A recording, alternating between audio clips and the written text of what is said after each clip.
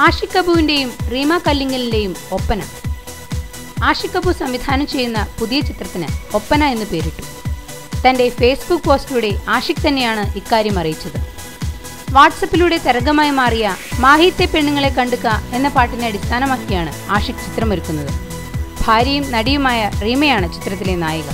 പാട്ടിന്റെ അവകാശി ആരാണെന്ന തർക്കത്തിന് സിനിമയുമായി ബന്ധമില്ലെന്നും ആര് ചെയ്തതായാലും പാട്ട് വളരെ നന്നായിരിക്കുന്നെന്നും ആഷിഖ് തന്റെ പോസ്റ്റിലൂടെ പറയുന്നു.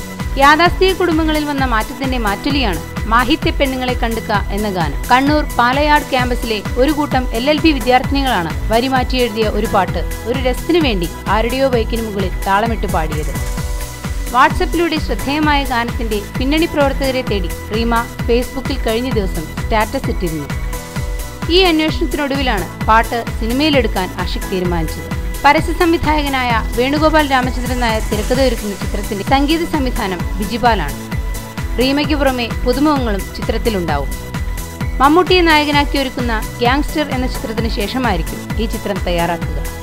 ഓരോ പ്രധാന വാർത്തയും ഇന്ത്യ ക്ലിക്സിലൂടെ അറിയാൻ ഞങ്ങളുടെ ഫേസ്ബുക്കിലും ട്വിറ്ററിലും അംഗമാകും.